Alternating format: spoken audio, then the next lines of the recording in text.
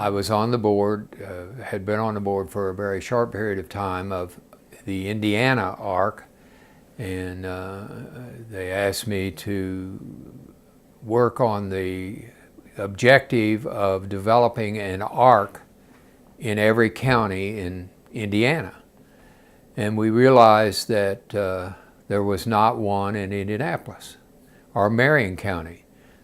And so that became a primary objective, in addition to many trips to other counties after getting off from work to encourage people to farm and the advantages of having an ARC in their county, a local ARC. The way that happened was I would search out, and through the ARC's director at the time and such, he had made contacts in other counties and was given names, and I'd just work with those people and say, hey, let's get together and talk about this, you know. And it really involved beating the pavement and getting out and making the contacts and just talking face to face with people about what we were trying to accomplish. And I don't think any county originated the activity while I was in that capacity to, hey, we want a farmer, come and help us. You know, that didn't happen. We initiated all of it, as I recall. And to keep in mind, that was many, many years ago. We had the issue that always came up in those days, and this was a growth thing in these associations, a huge gap between parents. And at that time, these associations were a heavy, heavy concentration of parents doing the majority of the volunteer work and paid work in many cases, between what was called educable mentally handicapped and trainable mentally handicapped. And I found in going around the state and meeting with organizations, they didn't want to talk to one another.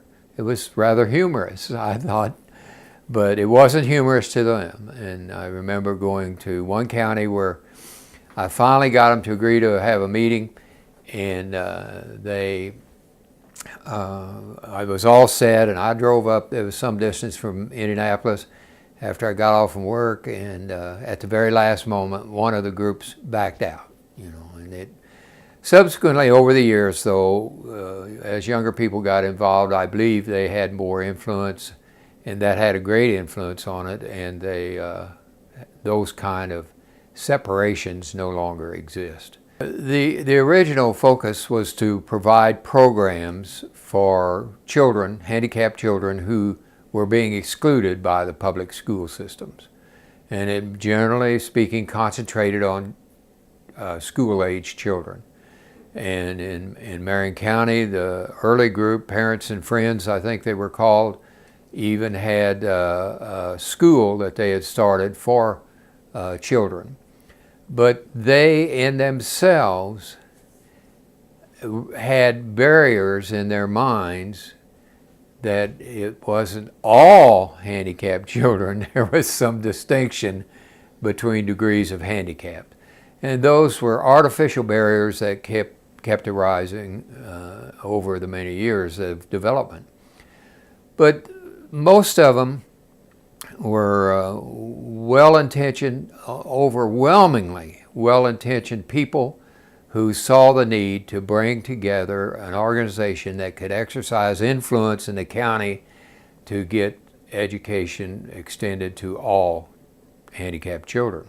It started out, and you have to give a lot of credit to the United Way and similar community NFPs, not-for-profits, that raised funds for various charitable activities in the county.